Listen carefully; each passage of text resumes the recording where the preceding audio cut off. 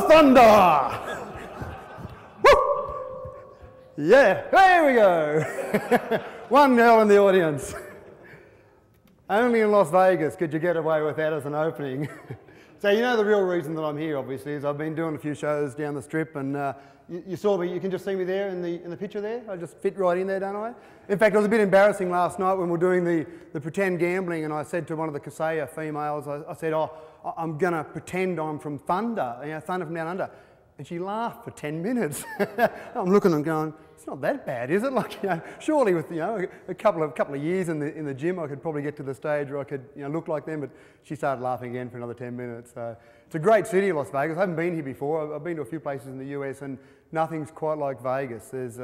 I think they just got to the stage where they threw the rule book out and they just said kind of anything goes. I don't know the exact beginnings of Vegas, but that's what it seems like. That they just said, throw the rule book out, whatever goes. We jumped in the taxi to come back home one night.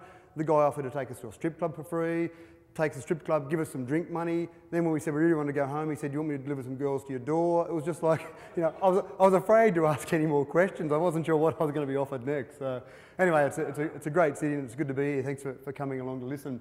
So we've got the serious stuff out of the way. Now we'll go to the fun stuff, which is all the IT stuff. What I'm really going to do today is just talk about what I've done in terms of turning my business around. So I'm not going to sit here and be prescriptive and say, this is what you must do in your business, this is how you must treat your customers. I'm really going to tell my story because, that's a good thing to do, is to talk about yourself, so it's pretty easy to do that for an hour or an hour and a half. So I'm really just going to go through and talk about my story, and hopefully you'll get some information out of that.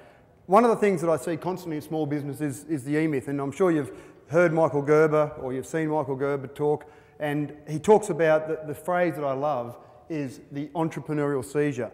And most businesses, I find, are exactly that. They didn't start off as entrepreneurs. They didn't say, I see a hole in the market, I'll go and fill that hole. Some people do.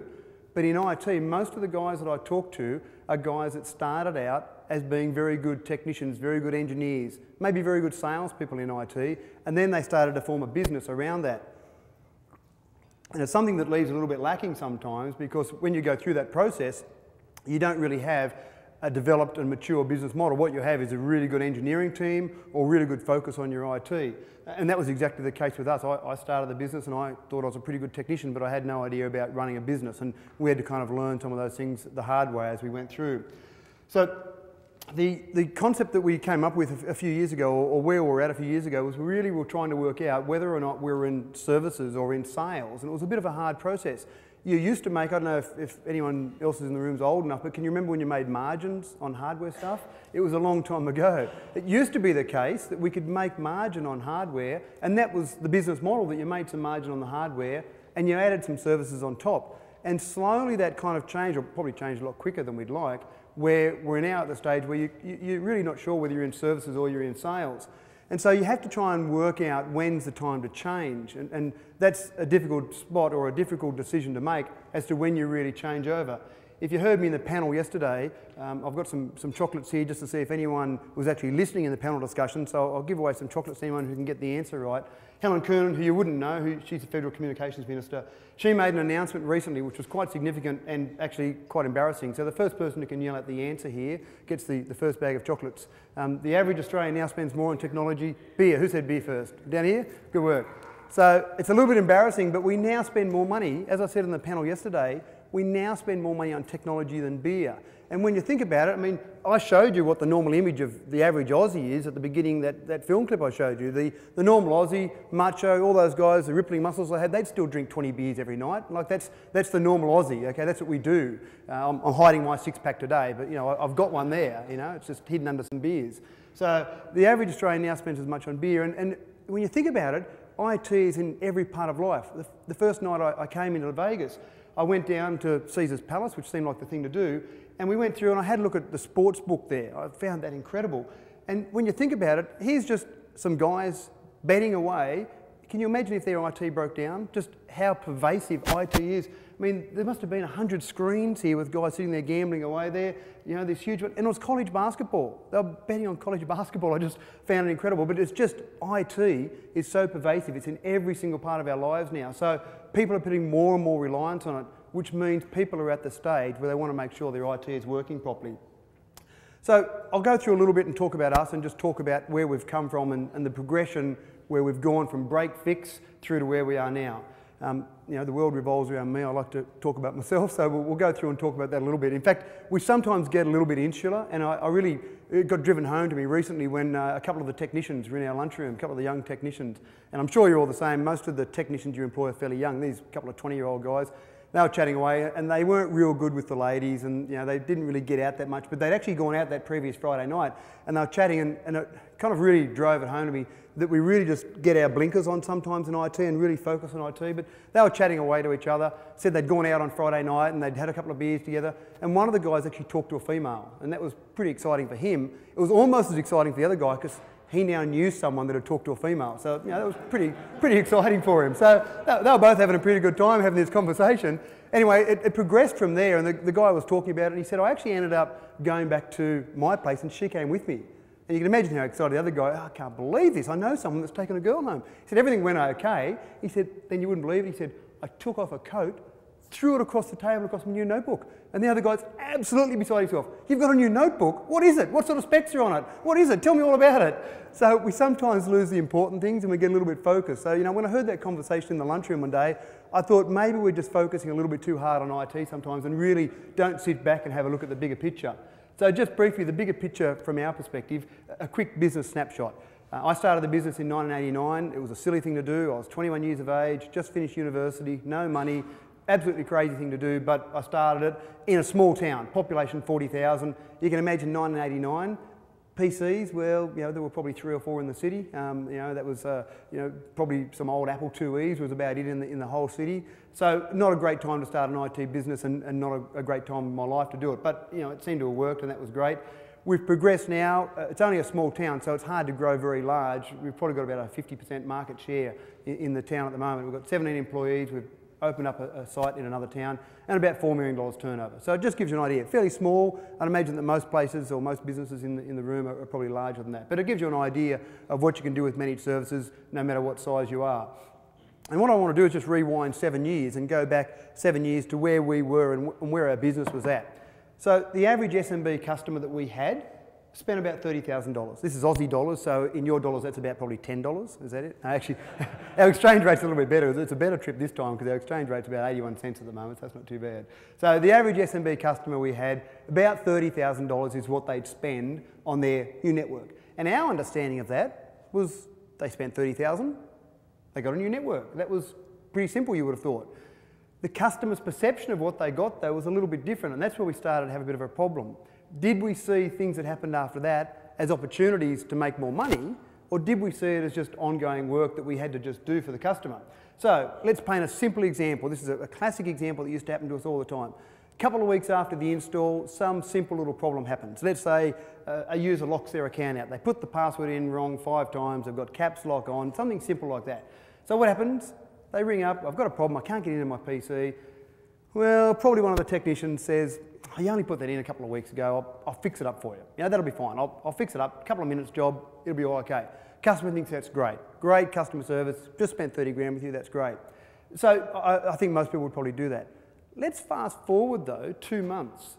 What happens, say, 2 months later or some point in time further, exactly the same thing happens. Well, you've got a bit of an issue then. What do? First thing, well, if the technician keeps just fixing it up for free and giving good customer service like he did the first time around, what used to happen to us is we'd look at our technicians' billable hours at the end of a month and we'd say, well, have you actually turned up this month? You haven't been here. Oh no, I've been doing lots of little jobs for free. I'm going, well, that's not really good from my business perspective because we're no longer making money on the hardware, so we've got to start to make money out of the services. But you're not charging for all these jobs. So you just kind of keep letting it slide. Well, you get to the stage where you're paying more and more technicians, and that's the treadmill we're on. We had to keep paying more and more technicians to keep doing the work. We had to keep putting in new networks to keep getting the money on the hardware sales. And, well, they needed more and more technicians to keep supporting those guys. So it was a treadmill that was going to go nowhere. So do you start to say, well, we'll charge a minimum fee, or imagine charging for a few minutes work. That'll be $4.75. I'll send out an invoice for $4.75 that'll cost me about $30 in admin charges to send out. Or do you start to say, well, sorry, we've got a minimum service fee. And the client says, well, you fixed it for me 2 months ago. It was a 2-minute job. You're going to charge me $50 for that 2-minute job? Or do you start to say, well, you know, I'm going to have to charge you something for this. And the client always used to come back with the old chestnut. I just spent 30 grand with you and you're going to charge me to fix up this user account. I mean, is that sort of a similar experience that you've had in the past with your businesses? There's a few nods there, that's good.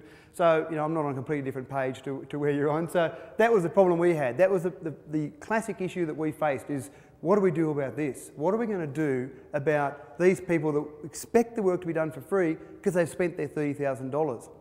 So that was the challenge we had. So we thought, well, we've got to try and do it. We've got to try and work out some way to do it. And it was hard work. We first of all looked at changing our whole process over from being, as I said before, a sales-based to a service-based. And that was where it was pretty hard. But the first thing we did was we looked at the accounting industry. And probably not a great example, but the solicitors and the lawyers in the world in the accounting industry, they seem pretty good at charging for their time. Sometimes too good. I don't know if you've ever seen the accountants that have got their egg timers. And the first thing I used to find, I used to think my accountant was really friendly until one day I was in his office. And he used to always ask me, every time I'd ring up, he'd say, "Hi Matt, how you going? How's the kids going? What are the family up to? What'd you do last weekend?" And I thought he was being friendly. One day I was in his office and he had to take a call from a client. And he took the call from the client. "Hi Jim," he started the standard questions, turned the egg timer over. He wanted to get through the first 6-minute increment. Once the sand ran out in the egg timer, he actually flipped it over again for his second unit of 6 minutes and then started asking some accounting questions. So the whole concept was he wanted to keep chewing up those 6-minute increments to keep charging me for them. So I kind of looked at that and went, I don't know that I want to be involved in a business that's just asking questions to be friendly but charging the person for the friendly questions. So it wasn't a great example, but they were pretty good at charging for their time, and most people put up with that sort of process. So when we kind of looked at what we did, we had said there was a few things that were really crucial to what we had to do. We had to educate our clients. We had to stop them thinking that $30,000 bought them a lifetime of service. Oh, but there's 3-year warranty on the server. Surely that means I get everything done for free for 3 years. Sure, if the server breaks down. I mean, that was an education process we had to do. And we've heard some people talk about that in the first 2 days, about what we're doing in the managed services spectrum is really about educating our clients out there. That's a major part of it. So we had to re-educate our clients. We had to re-educate our staff. And I'll talk about that a little bit later on. But that was a process. That was a very difficult process to educate our staff because they didn't really believe in the philosophy on day one. We had to go through and really convince them, because if they weren't convinced, we were never going to get them out there selling and believing in what we're doing. And of course, we had to give them the tools. I couldn't come in on a Monday morning and go, "Hey, look at the figures over the weekend. You're not doing that good, so let's just change to a managed services model." You know, we had to give them the tools, and Kaseya is certainly one of those tools, but you had to have some other tools to be able to do it as well. When we were at that point, we said, let's have a look at what other people are doing. It's a sensible thing to do. Let's go and look at maintenance contracts. Now, I don't want to offend anyone in the audience, but if some people are on maintenance contracts that are like this, then you know they're not something that I entirely agree with. So I'll go through what I found with maintenance contracts. The clumsy old style maintenance contracts, well, what I found were mainly out there. And the old style typically had something like a set monthly fee, $1,500, whatever it might have been, and you got a certain number of hours. So you might get 10 hours for that $1,500. And if you did some more hours, they might give you a discount on those hours. So there you go, sir, you've got 10 hours, $1,500, and we'll give you some other hours if you need them at a reduced rate. But you're still doing all your work on a time basis, the same way as you were before. You're still doing that same work on a time basis, and you're still doing the billing after the work is complete. So you're not going through the process and saying, let's work out how much it's going to be beforehand. You're working out how much it is afterwards. And you don't kind of have any allowance, although I know we did a talk up in Brisbane in Australia about a month or so ago, and one guy there had an incredibly complicated system of the bank. He used to actually go through, he'd have his hours each month on his maintenance contract, and if you went under, it went into the bank. And then if you went over the next month, you took it out of the bank and put it into the hours. He said the tracking of that for every client he had was an absolute nightmare. And I can't say it's a good business model. You're still just basing everything you do around how many hours of technician time you've got. So, you know, there was no allowance generally in the maintenance contracts that I found. So what did that typically do, or what were the problems that had with that old sort of style? Well, I thought the minimum monthly fee is unfair. You mightn't use all your hours, but you get charged for all those hours. So it seemed unfair in that old classic style maintenance contract. And the clients really wanted a fixed price. They had no fixed price. They had a minimum, but they never had a fixed price. And that's something that people really want to have these days as a budget. The thing that really got me was you set up a really bad network. You do a really bad job at setting up your infrastructure, and you get rewarded because you're chewing through your hours. So what am I going to do? I'm going to set up a really good network that's proactively monitored by Kaseya, and then I never get called out to do any work and chew up the hours. It just doesn't seem to make sense. Like, you're going along and saying, I want to set up a really bad network, which isn't kind of what I want to do from a technical perspective, but if I want to make any money, I want to set up a bad network, because then I get to chew through my hours quicker. So that doesn't make sense. One of the talks we did over in London, there was a company over there that were typically using junior staff. They'd bring on their most junior staff and send them out to their maintenance contract people because they'd be slower at doing the work. So your most important clients who are paying you a monthly fee to be on a maintenance contract, you're then sending out your most junior staff because they're going to chew up the hours. Again, it just doesn't make sense. Your goals and your client's goals are not aligned. The whole process is very reactive, and in fact, he's not in the audience today, so I can pick on him. One of the talks we did in Sydney recently, there was a guy, I met him at the coffee break, had his name badge on, and the name of his business was React Solutions. I just thought that was the worst name I've ever heard for a computer company. The message he's sending out there, and he knows that I pick on him, but he is bigger than me, so I don't like to do it face to face. But he's got a message out there that's saying to his clients, you have a problem, we'll react to it. Nothing about proactive. I said change your name, change it to proactive. Like, it's not a good message to be sending out there. It's very reactive, and that's not what clients want now. They really want to know that you're trying to prevent it, you're not trying to fix it. And this is, I mean, I'm really talking to the converted here. People that have bought Kaseya know this sort of stuff. They know that this is where we're at and where the whole message has got to be. So that were the problems with the old style, and what that created when we went through and did a bit of research on it was the classic, the two first ones there. You cannot ever win. If you go under, the client's unhappy because they feel like they're being ripped off. Well, I paid you for 10 hours last month, you only used 9. You know, where's my other hour? If you go over and you have to charge the client more, they say, well, hold on, haven't we got a maintenance contract that we paid a certain amount, and how come you're charging me more? I don't know anyone that's clever enough, and I'm incredibly clever and I couldn't do it, so I don't think anyone else could. I don't know anyone that's clever enough to get exactly the right number of hours every single month for every single client so that the client's happy. You're always going to be under and over, and that's never a good situation. The clients can't budget. You know, again, not a great situation. They've got a minimum, but they don't know the actual budgeted amount. And poor network. If you've got downtime, I love it when my clients have got a successful business because I'm a chance of getting some of that money. When they've got a bad network that keeps breaking down and it's costing them money, I figure they're going to be less profitable, and therefore I go in to talk to them about a server upgrade, and they're going to tell me their tale of woe about how bad things are and how much money they're not making and they can't afford that new server upgrade. I want my clients to make money. It's fantastic when they do.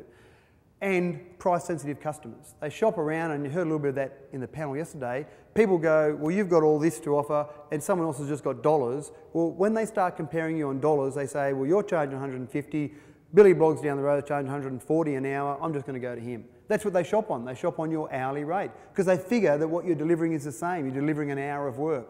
So there's not really that loyalty. And ultimately, I think it just leads to frustration for clients, and everyone's probably felt someone at the other end of the phone that looks a bit like that. Everyone that's been in that break-fix scenario anyway. So that's where we kind of found that maintenance contracts were. So we didn't think that was a great solution to go down. So we almost threw our hands up in the air. Who can tell me what that says? Opportunities nowhere. Okay, thank you. You just failed. So that's what it could say, and that's where we're at. We just said, is it all too hard? Is it all just, let's just throw our hands up in the air and just decide that we're just going to go and close the doors and forget about it? And that's what you typically see. Opportunity, it's nowhere. It's just too hard. Let's just give up. We can't deliver what clients wanted. But what we then said was, maybe opportunity is now here. Maybe what people wanted was out there, and we had to work out a way to deliver the opportunity that was there. So we went through the process and said, let's try and deliver this. Clients are asking for it. No one else out there is delivering it. You heard Guy talk about it yesterday, offering a unique service, getting to the top of that vertical axis, getting a unique service. If you can start to deliver something up there, you're going to have a huge edge over your competitors. So we said, what the heck? Let's give it a go. Let's see if we can design something that our clients wanted.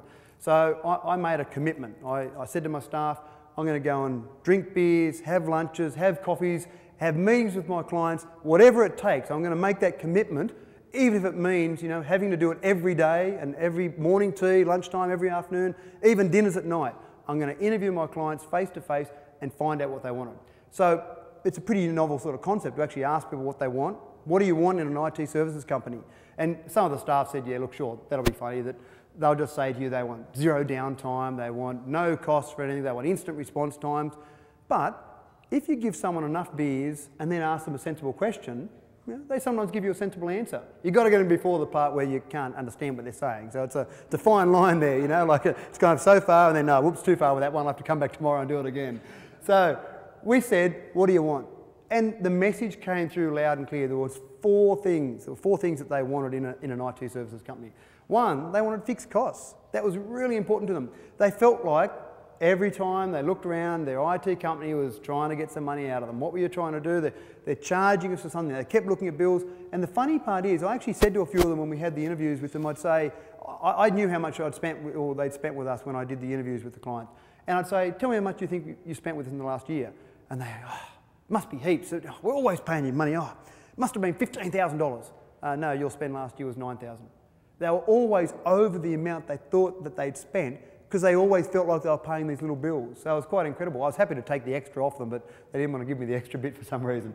They wanted some guaranteed response times. They wanted to know when they rang, when they had a problem, how long it was going to take us to respond. That seemed reasonable. They wanted to have some regular contact. They wanted to talk to us. They wanted to talk to our technical staff and our sales staff, and they wanted someone who knew their network. They didn't want someone who could keep coming in and giving a different story about the network. We picked up one client recently, and that client, the only reason we picked them up was because the other firm that had them simply had no documentation or no standard procedures. They had 3 different staff come in over the space of a month, and each staff member came in, changed what the previous one had done, and complained about what had been done until the client said, well, actually, your guy did that a week ago. And after the third guy did that, they just said, I don't think you guys know what you're doing. We're ringing this other place that seems to have their things under control. So the client rang me and gave me that story, and I said, well, one of the things that we do for you is we know your network. We actually document your network. What a great concept. So they were the 4 things that clients said they wanted from us. They were the crucial things that they wanted from an IT services company. So we said, let's go through the process. Step 1 wasn't a revolution. Step 1 was a bit of an evolution. We came up with a fixed price concept.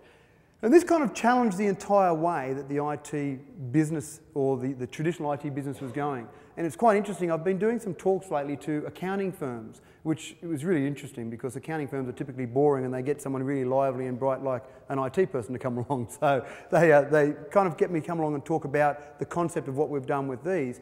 There's a guy called Ron Baker, he's from America, he's been out in Australia doing some talks recently, and he talks about value accounting. He talks about, to accountants, about throwing away your 6-minute increments, throwing away your time, and going through that process of actually charging your client a fixed price on the value you deliver. And it's the same sort of thing that they're getting to. They're a little bit behind us now, the accounting firms. It's the same thing. The first thing we did, we said, I don't care how IT companies have done it in the past. And this is what Ron Baker's saying to accounting firms. I don't care what you've done in the past. Let's go and work out, deliver something that IT clients want. So, in the past, as a typical example, you do the work, you record the time, and you charge the client based on that time. And then, well, often you had the conversation about, was it really that much, and did it really come to that, and did you really spend all those hours on there? So you go through this long process and have a long conversation. A very simple example, we've got a shop front associated with our business still. And the classic simple example is that a client would bring in a machine, drop it on the technical desk and say, it's got a virus, can you clean it up? Sure thing, technicians would clean it up, they'd give it back to the client, they'd say that'll be $200. And the client would have a heart attack. They'd say, I can't believe $200, I can go and buy antivirus off the shelf for like $80 and you charge me $200.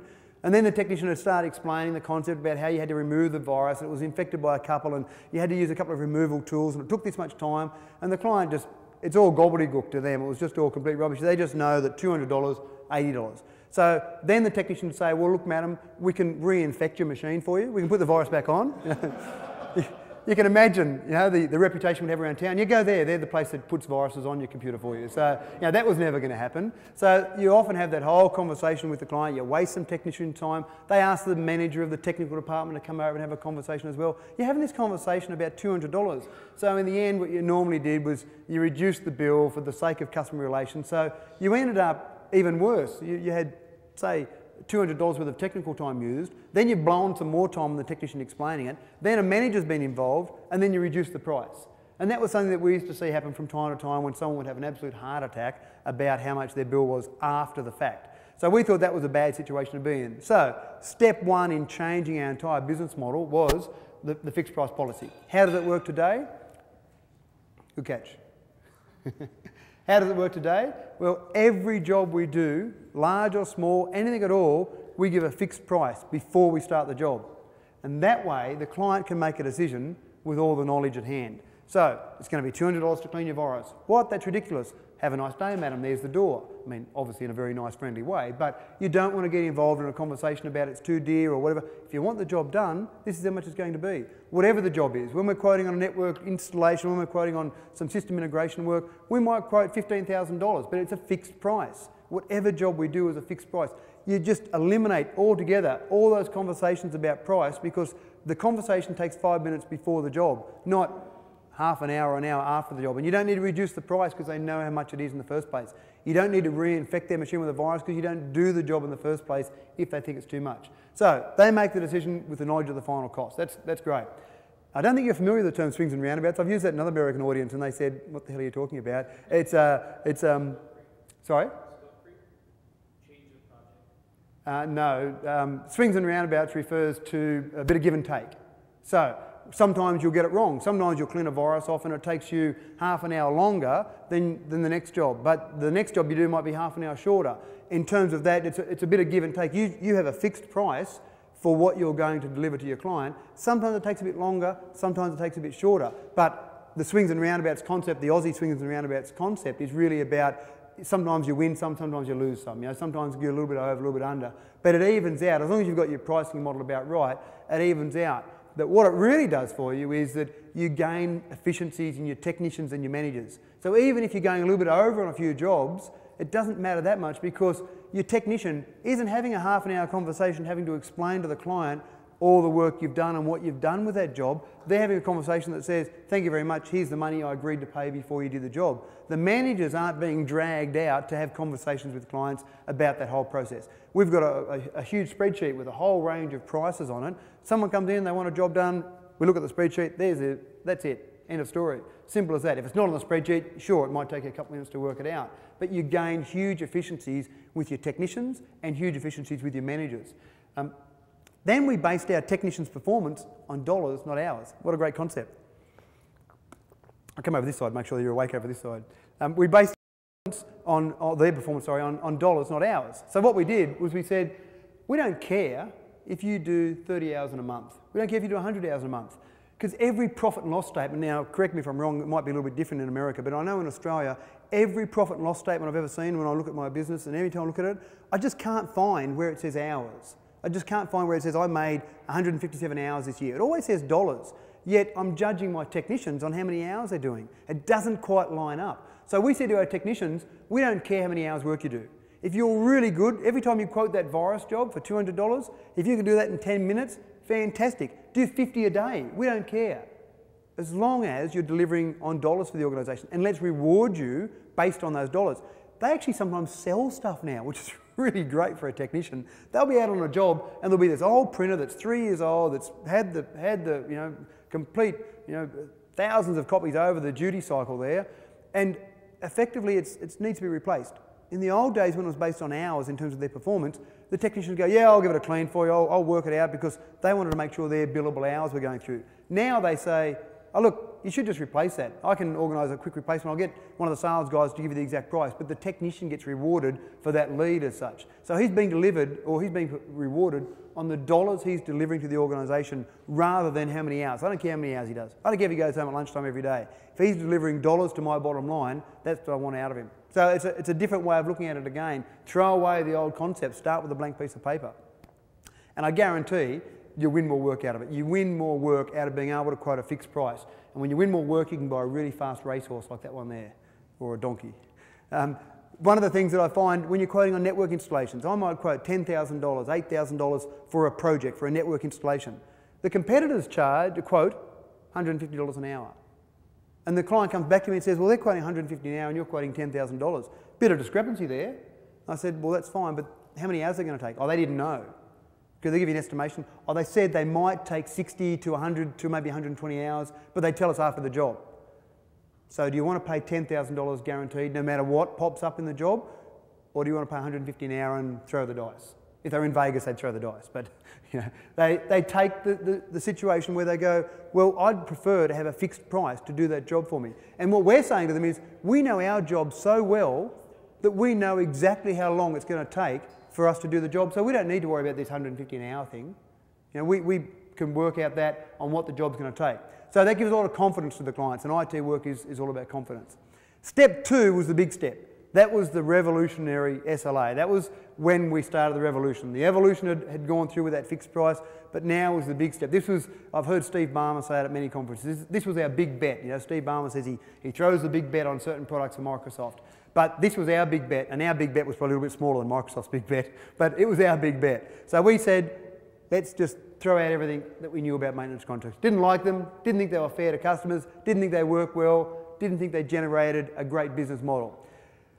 We went through that process that I talked about before, where we listened to the feedback from our clients. We took huge numbers of notes on all the information we'd received from our clients and basically tried to deliver. And this is where I had a lot of pushback from our staff, where they just said, they might want that, but we can't deliver that. We can't throw out hours. That's kind of the whole concept. We come to work and work our 40 hours a week. So there was a lot of pushback from the staff to be convinced of the whole model.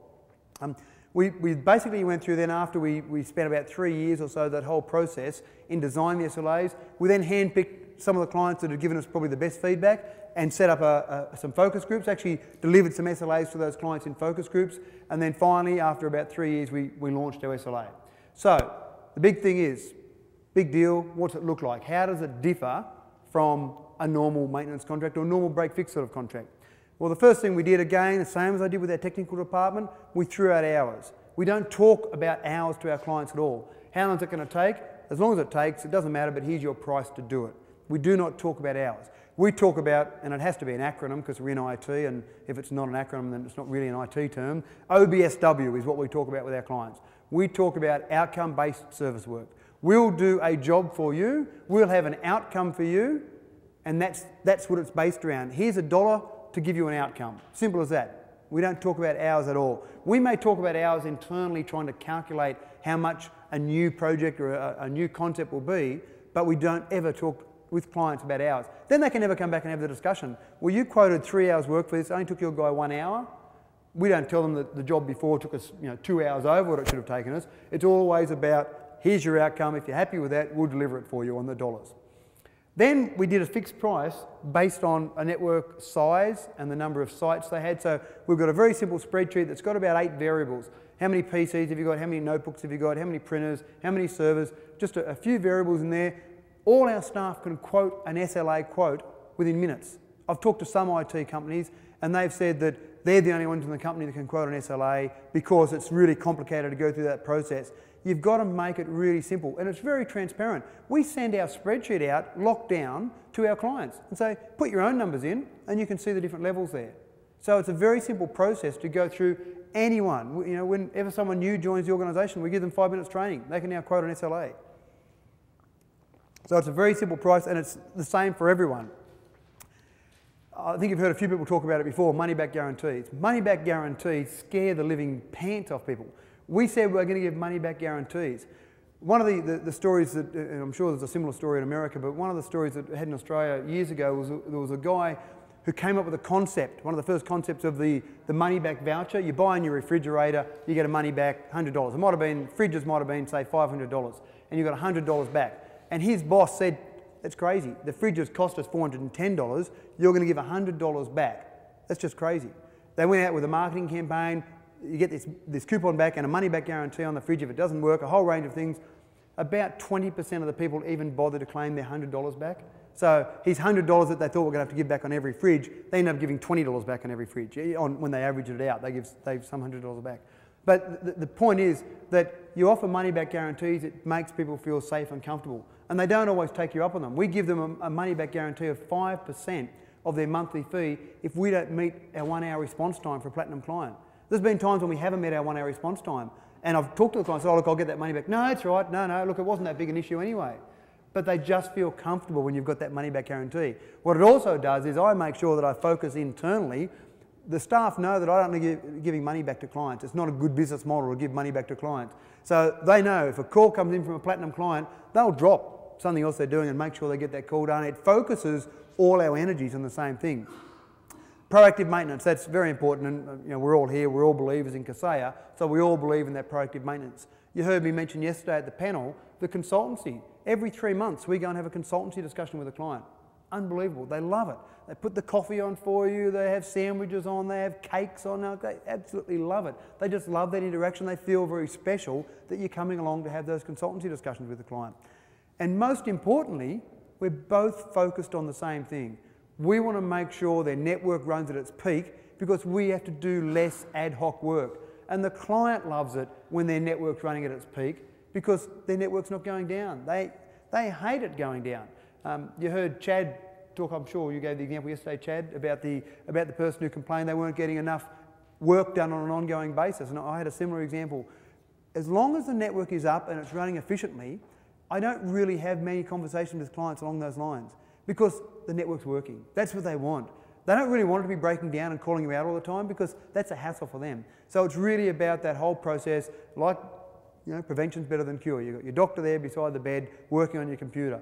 You really have that whole process where you're trying to be proactive in the process of what you're doing. So that's the concept.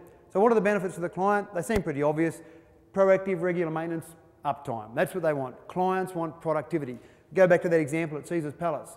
You can imagine then if Caesar's Palace said, we skimped on our proactive maintenance for our whole network and the whole sportsbook went down for half an hour. How much money would Caesar's Palace lose if that sportsbook arena went down for half an hour towards the end of a basketball game? It's not about the dollars that you're charging them, it's about the dollars, the value you add to the organisation. That's the real conversation you have. And you have that conversation around uptime.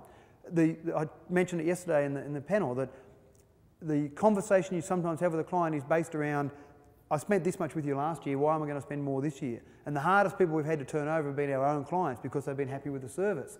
But the conversation, you need to turn that around to say, I'm going to deliver value to your organisation because if you're down for an hour, what is the cost to your organisation? So what they're paying us is a minuscule amount compared to what downtime might cost them.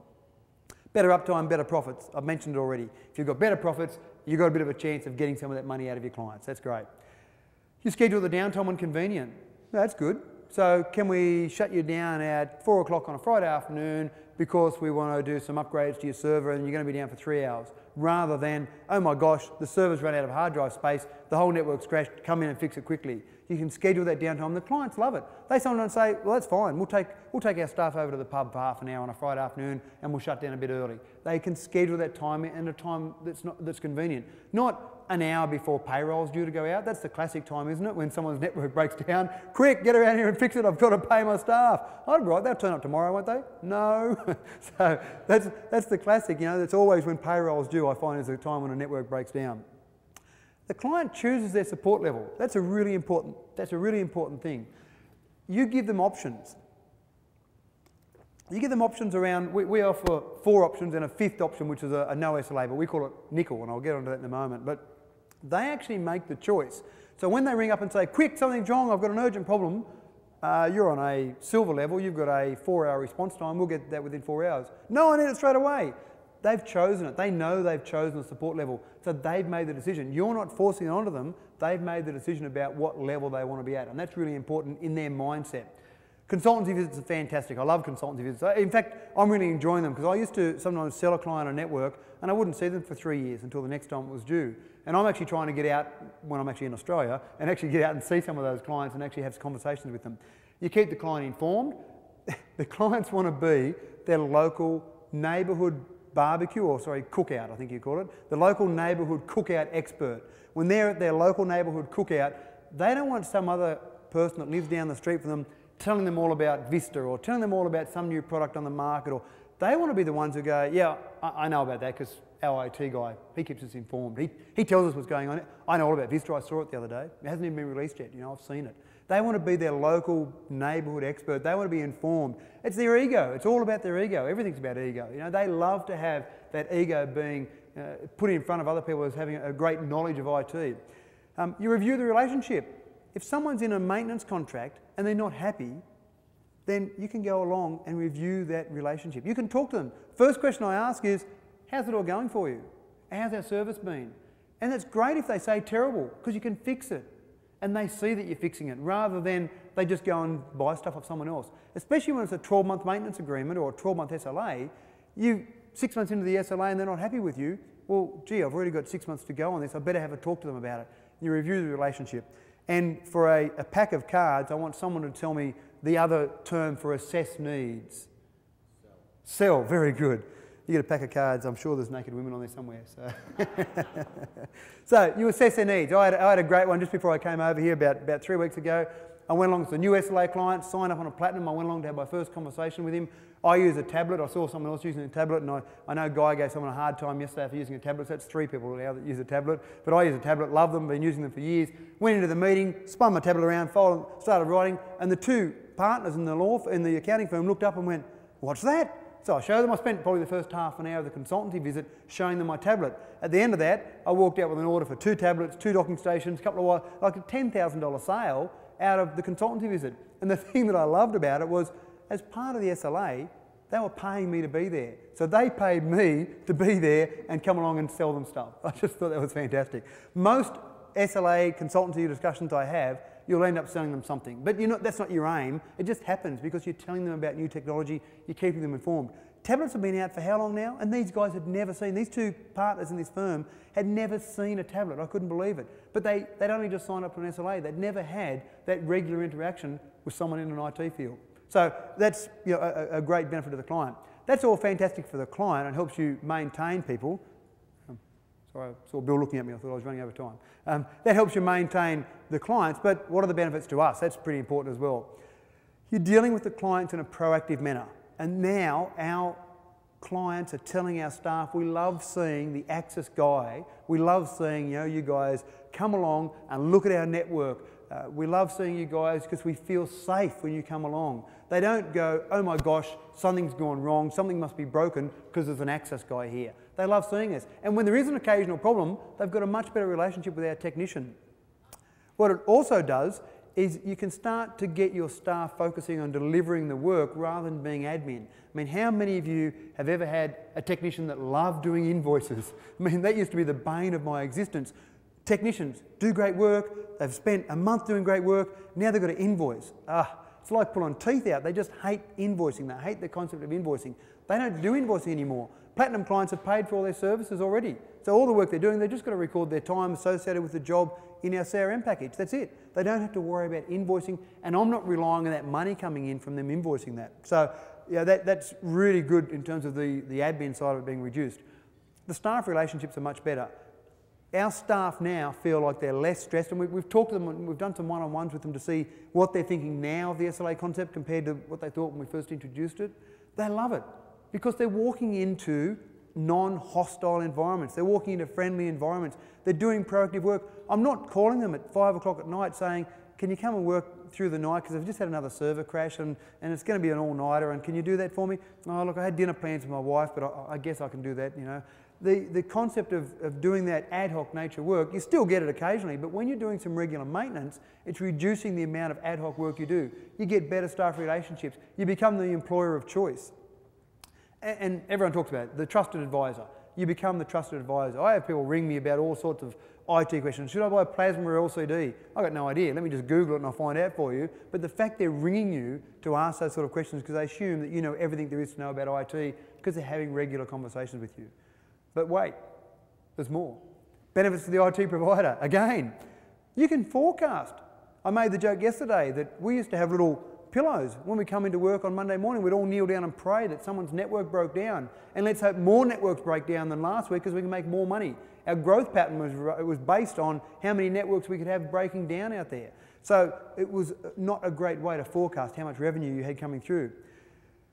It's marketing 101. Now, I'm no marketing genius. I haven't done any marketing courses. But gee, I reckon it's easier to sell more stuff to clients you've already got than try and go there and get new clients. I'm sure everyone in the room could quote me what the stats are about how much harder it is to get new business. But the reality is it's pretty simple to sell stuff to clients you've already got. The $10,000 2-tablet sale that I did, that was existing clients. That was just because we had a relationship with them. You'll absolutely, definitely, positively capture additional revenue off those clients. Every SLA quote I've done for a client has been dearer than how much the client paid us the previous year. You'll capture that additional revenue, but you'll get an edge in the marketplace as well. if you get to be one of the only ones in your area that's offering these sort of services, that will put you way above everyone else in the marketplace. You actually increase your hardware sales, which may or may not be a good thing because you're not making much money in hardware now, but without meaning to, without having to focus on it, without marketing, you've got that relationship, they trust you, they regularly talk to you, they're going to buy more stuff off you. And absolutely positively, you'll make more dollars. There's no doubt about it in my mind at all that we are making, well, the figures show it, we're making more money now because of our SLAs than before. So that's the benefits that we see. So what are our results so far? Just to give you a bit of an idea. Our results so far, we started, as I said before, January 2005 when we did the focus groups, and we actually did a soft launch on 1st of July. We didn't do any glitzy marketing campaigns. We just sent out some letters to our client to tell them how our service offering was changing and how it was going to be better for them and make us more money. You know, we didn't say that part, but we talked about how it was going to be better service delivered to them. So 21 months later, here we are now. We've got 70 sites. Now remember, we're only talking about Dubbo, 40,000 people. You know, it's a very small community. So 70 sites, you know, is easily, that's not yet the majority of our network clients, but certainly getting close to being, it's about probably 40% of our network clients are now under management. So that's 70 sites. We've got about 750 computers under management. And that's significant in the fact that it's most PCs, most networks in Dubbo are around about that 10 PC mark. So that's about the average size network. Again, you know, translate that to your own size if you've got a much larger environment. But about 10 PCs per network is our average. So 750 computers under SLA management. The thing that amazed me was we set up 4 SLA levels: platinum, gold, silver, bronze. When we did our initial forecasting, we did our initial figures, we actually thought most people would go bronze because it was cheapest. 75% of our revenue is coming from our high end, our platinum and our gold. And I actually got that market wrong a little bit. I didn't realise how much of a pain point it was for people, the whole fixed price concept and all you can eat. So 75% of our revenue is coming from that high end, and not many clients are going with the platinum and the silver. Most people are going that high end, which is great. The other thing that's quite incredible is that we offer 1 month at a time, 3 months, 6 months or 12 months. Most of our platinum clients go 12 months. They want to forget about their IT expenditure. I've got on average almost 7 months worth of SLA income in my bank account in advance. Because most of those platinum clients are paying 12 months in advance. Some people are still paying monthly, but when I averaged it out, I did a quick calculation before I came over here, about 7 months in advance, I've got that money in my bank account. What a great concept. It's sitting in my bank account. And again, going back to the point I made before, if you've got a client that's not only signed a contract, but paid you 12 months worth of income, and they've got a problem, do you think they're going to leave? Or they're going to make a call and say, let's sort this problem out because you've got my money? So they love that concept. We offer them a discount to pay up front, but it takes away that admin. We don't have to do monthly invoices. We don't have to chase money on a monthly basis. We just get the money in, bank it and sit back and go, that's fantastic. So that's pretty incredible. It blew me away how much people were prepared to pay up front and how much people are prepared to go to that higher end. So far, we've had a 100% renewal rate. Quite incredible. No one has said, this didn't work for me. No one has said, I don't want to be a part of this. I've got one client, and when I claim 100%, there's one that's on edge. I've got one client who went broke, and so his SLA expired, but the company that bought them out joined up on an SLA again, so I kind of still count that as a 100% renewal. And at the moment, again, we're only a small company. We've got 500 grand coming in every year just on SLA contracts. Now that doesn't count, in that number that I brought up there, I'm not counting the $10,000 that we just got out of some tablet sales to an SLA client. I don't count any project work in that. That's just contracts, it's purely contracts. Again, we're a small company, less than $4 million turnover, $500,000 is now guaranteed. I know at the beginning of each year what I'm going to generate. That's almost my payroll bill. My payroll bill is about $580,000. That's almost my payroll taken care of. What a great idea. Just everything taken care of in that SLA contract. So they're the results we've had so far. I'll give you a couple of quick customer quotes. I'm probably getting close to time. How much over can we go, Bill? Half an hour over? 40 minutes over? What do you guys think? There's another one in here at 2 o'clock? Yeah. Okay. Oh, okay. Oh, Gary, it's right then. So I'll just give you a couple of quick customer quotes, and you get these PowerPoints afterwards anyway, so you can always grab these presentations if you like afterwards. A couple of quick customer quotes. You know, this first client, an accounting firm, talked about how much more time face-to-face he spent because his network ran properly. Great. The next guy, this is a client in Sydney. We're 260 miles away from Sydney, and yet this guy here values our team members as if they were his own team members. The David Payne Constructions loves the concept that they come in and do regular checkups, regular maintenance checks. Clear Industry Practice, this was a great one. This was a medical firm and they were being looked after. They're about, how many miles? 70 miles away from us. It's a medical practice, it was being looked after by a company in that town. So we're 70 miles away. That particular firm was doing things very reactively, very ad hoc, and the straw that broke the camel's back for them was when one day they came in to fix up an ad hoc problem that had occurred, and the client said, well, you know, why didn't this get fixed up last time? And the guy actually was silly enough to say, well, I knew the problem existed, but the last couple of times I've come in, it's been to fix up other problems, so I haven't worried about this problem. And that was it for them. They said, that's it, we're going to ring this guy who does some sort of proactive stuff. The good part for them, and it's interesting they say it there, they don't get any nasty shocks with unexpected labour charges because they're only doctors, so they're not making enough money to get unexpected labour charges. You know, I thought that was great from a medical firm. And the one that I mentioned yesterday was my favourite, and this is the one that, you know, that I kind of phone home about. It's great. This guy was not going to sign an SLA come hell or high water. It was definitely my retirement fund. That was it. This is my retirement fund. I'm going to retire at 40 because I've done SLAs. And he said, there's no way I'm ever signing an SLA. We actually implemented Kaseya for this guy and gave him a trial. We let him run that trial for a week. It fixed up some of his patches. And he sent me an email just before Christmas and he said, watch out, hell is about to freeze over because he's going to sign an SLA. So that was the one that I absolutely wanted to phone home about. I thought that was just a great one. And that was really one that purely, I mean, it paid for my Kaseya for the first year. It paid for my costs on Kaseya by signing up that guy, and I wouldn't have got him without Kaseya. So it was a great little one there for Kaseya. So very briefly, I'll just give you a quick sample client calc, because what we've done with our model is we actually sell our model now. I'll give you a quick sample client calc before Gary comes on. He's taking his jacket off. He's getting very keen now. So this is what we do for a client, and this is one of the things we deliver in what we send out to a client. You'll notice here, the important part I've done here is I've got nickel, and nickel gets nothing. Nickel is the guys that say, I don't want to sign up for an SLA. And we say, well, actually, you are on an SLA. It's called nickel. Here's your response time. You've now got a 1-day response time for a critical issue. 1 day for critical, but what if I've got a really important problem? Well, sorry, we're attending to our SLA clients. We haven't cut them off yet. What we've said to them, we've sent a very strong message that you're last on the list.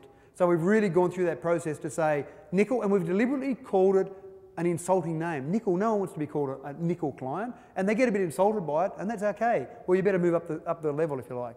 So we go through this process here and show them all the different parameters there, but when people look at that, what they really want to know about is the all-you-can-eat. That's really what people want to know about. Platinum seems to be what everyone focuses on. In fact, we've changed our methodology now with our sales team where they only talk about the parameters of platinum because that's what most clients want to sign up on. They don't worry about going through and comparing them all. They talk about platinum, and if platinum gets to the stage where it's too expensive, they might talk about another level. But platinum is where they want to be at. So in what we do now, we developed this model, and we're actually selling that. We've sold it to people in the US and all around the world. About 6 different countries around the world have bought this model that we've got. We call it SLAM, Service Level Agreement Model. And basically what it's designed to do is take a range of spreadsheets, the range of contracts, legal sign-off contracts, the whole range of things, and that basically drop that into your business. So it's a little bit different to say Robin Robbins, who has a whole range of marketing. Robin Robbins stuff is great from a marketing perspective to go through and do marketing, but you still have to have an SLA offering because you can market to the cows come home and say, come and buy my service, but if you haven't got the service there. So what we've done is actually, and it came about as a bit of a fluke, we spoke at a conference in Amsterdam last year, and the guys came and approached me afterwards and said, gee, that sounds great, that model you've got, can we buy it? And I kind of went, well, not really, I didn't design it for that. So they kind of pressured me, so I was on the phone from Amsterdam, you know, in between the red light district and the coffee shops that didn't serve coffee. I'm on the phone to my solicitor saying, how do I sell this thing? So we actually designed a model that we sell it for now, where you basically pick up that whole model and drop it into your business. I won't talk about it too long, I'll hang around afterwards because I know Gary wants to get on. So, you know, we then have a nice little kangaroo saying, slam your services revenue, and that's the concept there that we have. You can really drop that whole model straight into your business. I'll be around for a little while. I'll hang around down the back and not annoy Gary too much. So if you want to talk to me some more, get some more information off me, that's great. Thank you very much.